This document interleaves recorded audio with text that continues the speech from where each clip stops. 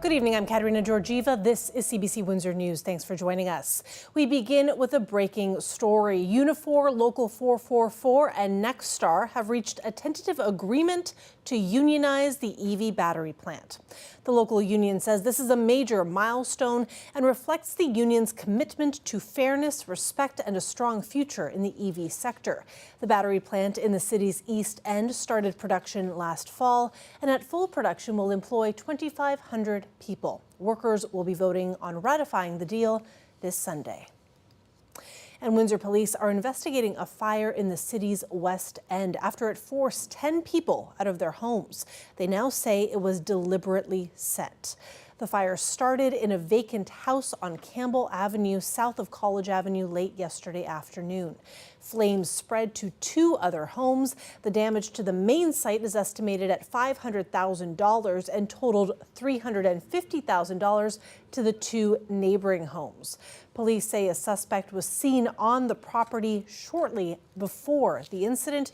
He was wearing an orange coat and hat and was last seen riding away on a bike. We spoke with some neighbors who claim they saw the assailant. Yesterday, me and my mom were actually walking to the store and we saw a guy riding a bike coming down the street. He took a turn right behind the house that was actually burned down. The main boarded up house. Yes, this one. Went right into the backyard. When we were leaving the store, we saw him come back out of the yard and whip down the street. And then 2 minutes later, the house was ablaze. But it was huge. They had several hoses on it. They were right on top of the house with the hoses, and still it just couldn't. The whole roof caved in. Both houses on either side are damaged from it. I mean, it's terrifying. Like if it was arson and he did that, he passed the 2 people in the house next door, went and set that house on fire, knowing that there were people next door, and there was a woman sleeping in her house. So it's terrifying. It's terrifying. Police are asking anyone with information to contact the Arson unit or Crime Stoppers to remain anonymous. A man sentenced in a cross-border drug smuggling case says getting arrested was his only way out. Jason Vio reports. 32-year-old Marvin Watson of Toronto was sentenced Tuesday here in Windsor to 16 years in prison. It'll end up being just over 14 years after factoring in time served, poor jail conditions, and strict bail conditions. And we heard in court that being arrested was the only way he says he could get out of the criminal activity he found himself in. This is Watson walking into court on Tuesday. He's the one on the left with the lighter color sweater. Both the Crown and defense said Watson was more than a courier in the operation, but less than the mastermind. It all started in March of 2023 when a large amount of meth was seized inside a semi-truck at the Ambassador Bridge in Windsor. The RCMP investigated, tracked Watson down, and found cocaine inside a van he was driving at the time. More drugs were found at his home. Altogether, the drugs had a street value of $36 million. He pleaded guilty to 5 charges back in September, including importing drugs, possession, and laundering. In court, his defense lawyer, Frank Ritar, explained how Watson got involved with drugs. He said it started around COVID when it became difficult to find job opportunities. Ritar says his client, quote, innocently enough began in the marijuana distribution business. He went on to say that there was a theft and Watson became indebted to someone. Eventually, Watson started handling harder drugs like cocaine and meth. He was stuck, his lawyer said. Watson briefly spoke in court today. He told the judge that he doesn't want anyone to think he's a money-hungry guy, that he got himself into a situation and the best way to get out was to get arrested. Watson was supposed to be sentenced here in Windsor back in January, but a judge agreed to push that back until July because he was having his first child with a woman also charged in connection with this drug operation. Jason Vio, CBC News, Windsor. Upgrades for 80 knocks are underway, but the process has angered at least one resident. Here's why. If you've been out here behind the 80 Knox Herman Recreation Center, you may have noticed some mature trees being cut down. The city says the trees need to go in order to make space for new building additions as well as new parking areas as it reimagines the facility. But it is not without pushback. Chris Soda plays pickleball in the park and is not happy with what's happening. And he says he's not the only one. You know, I just don't think it's in the best interest of the public at large to be cutting down trees in public parks, especially when it's absolutely not necessary. The city says 12 trees have been identified to be removed in total. The overall site will eventually include a new parking area with EV charging stations. SOTA says this trade-off is a bad decision. The city also says that though some trees are coming down, they'll be adding approximately another 45 trees to the site by the time the project is complete. I know it's 45 trees, but it's like they're 45, and it's great. I mean, you know, the 45 trees is great. But why would you cut down, you know, 12 100-year-old trees? The 80 Knox project is expected to wrap up in the fall of 2026. Colette Kennedy joins us now for our first look at weather. And Colette, I know you're tracking that air quality because today was really bad. Yeah, so again, dealing with the air quality, and we have that statement in place, and we've had that risk on the air quality health index back up towards high. It should be improving for tomorrow. And of course, we've had the heat too, 30 degrees again today. Our humidex values in the mid 30s, so remaining in the heat warning, probably a few more days. One thing that can help you keep cool, how about an ice cream? That's what we need tomorrow, 31 degrees, a chance for some scattered showers and thunderstorms. But as for how quickly you might have to eat that ice cream cone, Katerina, and putting us at an eat it fast or it's a puddle in seconds, somewhere around there. Oh my gosh, I'm drooling right now. Yes. Thank you. Thanks, Colette. You're welcome.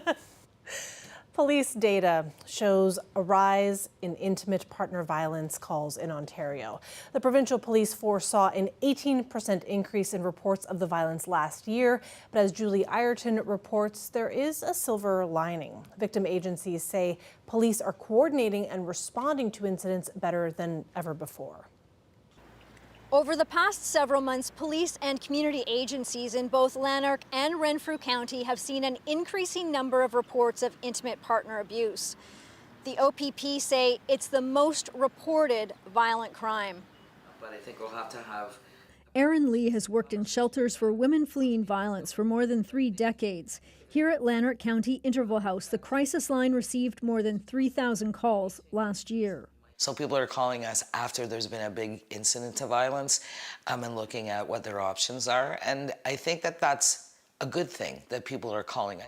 But are there more cases or are more people calling authorities when something happens? Lee says it's both. Is there a reality that there are more incidents? Yes. Is there a reality that the incidents are more volatile? Yes. And is there an increased awareness and more discussion happening about it? Absolutely. That discussion is happening, in part with the Ontario Provincial Police. OPP data show the force is hearing from an increasing number of victims, more than 6,000 last year. That's up about 18% from the year before. I think that there are a few different reasons for that. It would be tough to put it all on one thing. I think a lot of the effort that the OPP is putting into properly investigating intimate partner violence is paying off. That includes 70 new abuse issues investigators across Ontario, but it's well documented that most cases of domestic abuse still go unreported to police. Here in Renfrew County, Victim Services received more calls about intimate partner violence last year. In 1 week, the OPP in the Upper Ottawa Valley investigated 30 cases in this rural area. There's just sort of been that steady increase. Victim Services of Renfrew County saw a 24% increase in gender-based violence victim referrals last year. There are now 3 OPP officers in this area that focus on domestic abuse issues. Mary Lee Elliott says that's a welcome resource. They're the ones that are monitoring all the incidents and then flagging the ones that have been flagged as intimate partner violence. In our community, it's especially helpful because there's not a lot of resources for people that have experienced intimate partner violence. Advocates say improved coordination with the police is important, but the goal is preventing violent incidents in the first place, and that takes more community outreach and education. Julie Ayrton, CBC News, Renfrew County. Turning to a lighter story now. Have you ever wanted to just sail away? Well, here's how one local family turned their dream into a reality. We're the Ferguson family. We just got back from Bahamas. So the adventure, I guess, began years back. We planned to take a sabbatical from our work as high school teachers here in Windsor, and so we always loved sailing. We grew up sailing, so we bought a boat, kind of sight unseen.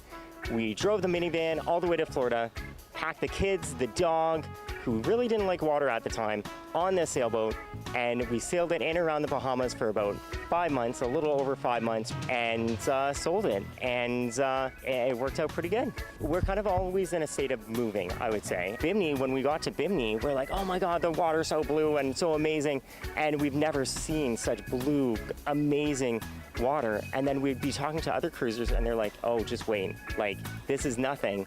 It gets so much bluer and so much clearer as you go farther east to the remote islands. It would just get more amazing. Like it surpassed all of our expectations, how amazing the geography and how blue it was and how, yeah, and the fish and everything. So typical day, waking up, looking at the beautiful blue water. Usually I'd look over at Finn and say, Finn, have you noticed how clear the water is yet?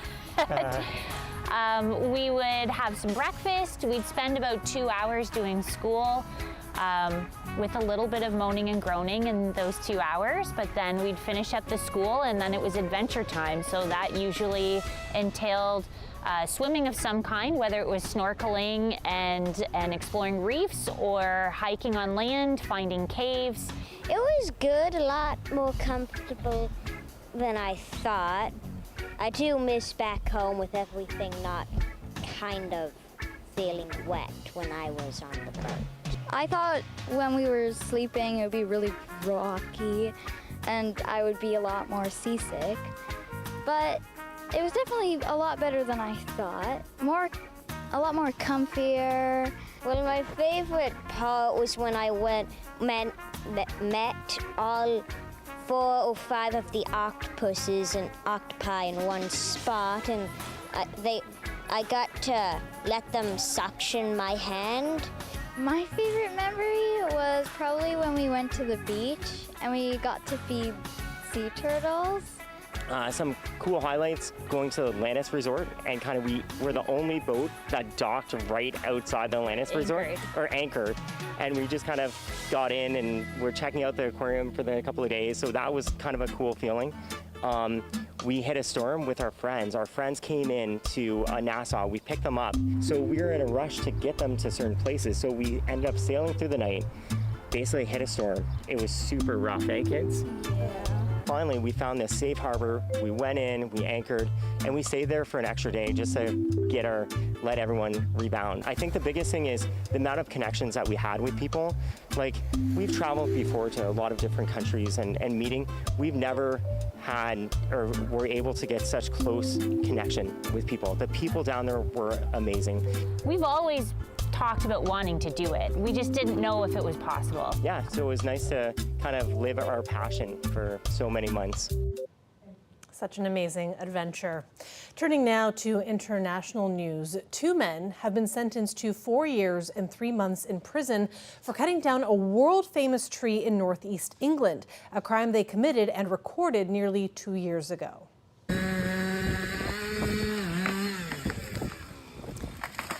The Sycamore Gap tree, located in a dip in Hadrian's Wall, was a popular spot for photographers and hikers, estimated to be almost 200 years old. It was featured in the 1991 film Robin Hood, Prince of Thieves. The men used a chainsaw to cut it down. Prosecutors described their act as a moronic mission. Each man was convicted on 2 counts of criminal damage last month. The charity that looks after the site has reported signs of life at the base of the tree, giving people hope that it might grow back. And sticking with the UK, a centuries-old royal tradition is being observed on the River Thames. When we see a family of swans, the head man in front shout out, "All up!" and that's the signal we're going to have a swan catch. They're tied with special swan ties, they're taken ashore, and then they're weighed, measured, and most importantly, checked for any injuries. The annual census of the royal swan population is done using 6 traditional rowing boats. Swan upping, as it's called, has been a practice since the 12th century. The bird, a prized food in the past, is now a protected species. We will be right back after the break. Stay with us.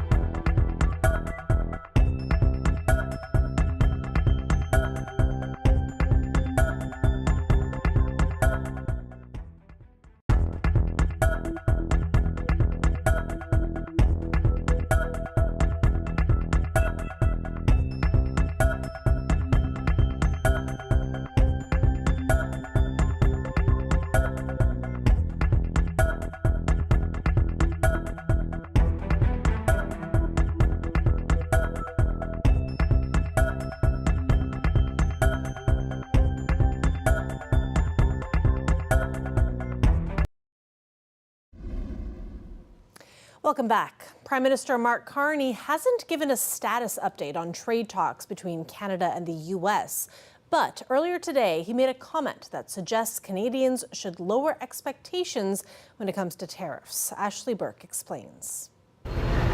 The Prime Minister has said he wants Donald Trump to lift all of his tariffs, but now Mark Carney's clearest indication yet that a tariff-free deal with the U.S. might not be possible.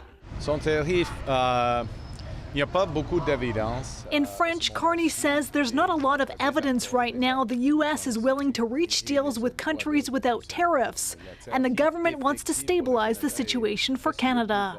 We've seen no deals to date where another country has been able to secure a tariff-free environment. This international trade lawyer says the UK is a prime example. Its deal with the US includes a 10% baseline tariff, and he says Carney is now resetting expectations here. He floated a trial balloon for Canadians and Canadian businesses, basically saying, here's what this looks like. Is this okay if there's a baseline tariff that sticks? Or do we really have to start offering more by way of concessions to the United States? We are really not interested in a baseline tariff. The steel industry hit hard by Trump's 50% tariffs says Carney is being realistic, but it can't survive if these levies stay in place. We will simply not exist anymore in as strong a way as we do today. So we are on the downward slope. We can now confirm that as of May, we have lost 30% of Canadian production of steel. So that's nationwide. But a former Conservative leader says a baseline tariff might be unavoidable. We want to get a deal that has a low as possible general tariff rate and an exemption completely, hopefully, for steel, aluminum, auto, and energy. I think if we go for that goal, it'll be good for Canada. In a phone interview with the BBC, Trump suggested that he's ready to make a deal with Canada. But when I asked the Prime Minister if a deal is within reach by the August 1st deadline, he would only say that he believes discussions will intensify between now and then. Ashley Burke, CBC News, Ottawa. Meanwhile, Statistics Canada numbers for June show an uptick in the inflation rate. Scott Peterson looks at what this could mean for the Bank of Canada's upcoming interest rate decision. As expected, inflation rose for the first time in 4 months. Canada's Consumer Price Index rose by 1.9% in June compared to 1.7% set in May. Now, economists put the blame on the tariff impacts that continue to unfold from the U.S. economy. Prices for cars, for example, continue to climb. They're now up just over 4% over last year. Durable goods, furniture, clothes, and shoes all more expensive during the month as well.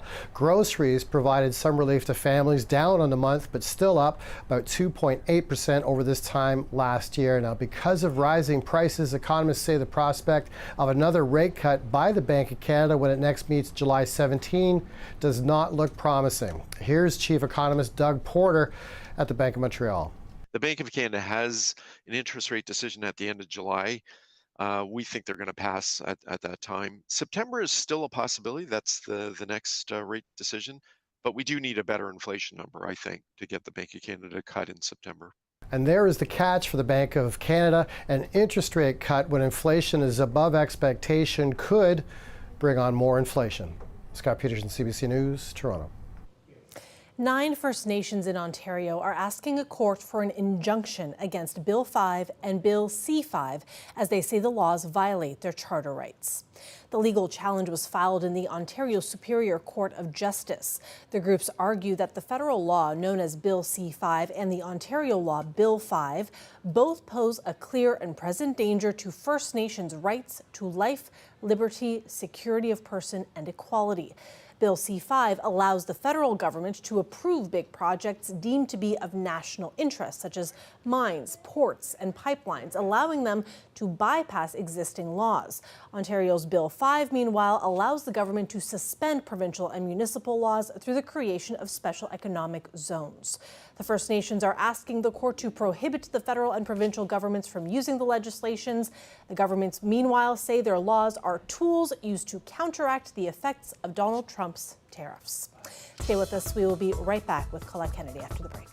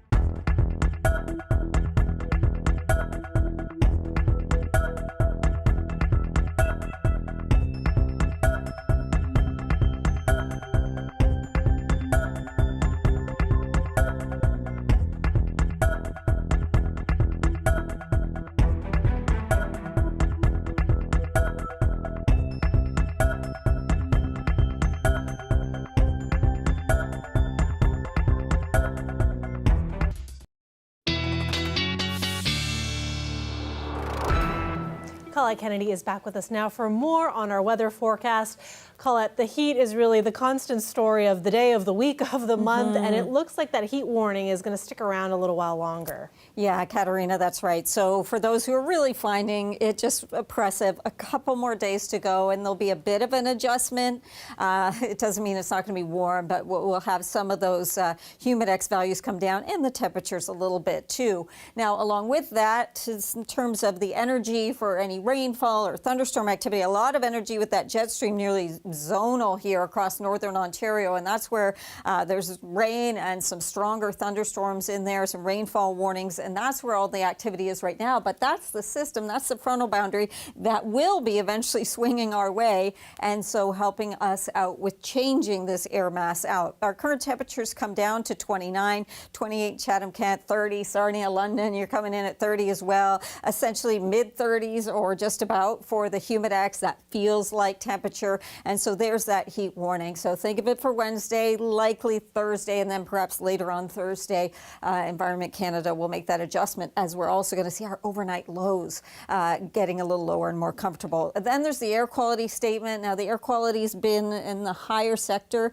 for the health index, and it's likely that we're still going to have that tonight, but tomorrow it should drop down to more moderate levels. There are all those lightning strikes associated with some of these storms that are pushing across Lake Superior and headed into northeastern Ontario and eventually beyond and sagging to the southeast here. But for tonight, yeah, we have the clearer skies, although somewhat hazy at times. And some of that air quality, the issues have been today not as much smoke as some of the pollutants from the smoke. The smoke itself, some of that has kind of moved on, but still that low-level ozone and some of those issues too. So tomorrow, yes, here and there, a few showers will come together, and then again another round, although probably weakened and just getting the remnants into the evening. And then also on Thursday, we'll have the chance, as the front comes through here, perhaps maybe getting some more rain showers here and there. Again, it's not a widespread rain, but locally some downpours, mild temperatures overnight tonight for us, and then up to 31, feeling like 40 tomorrow, close to it on Thursday.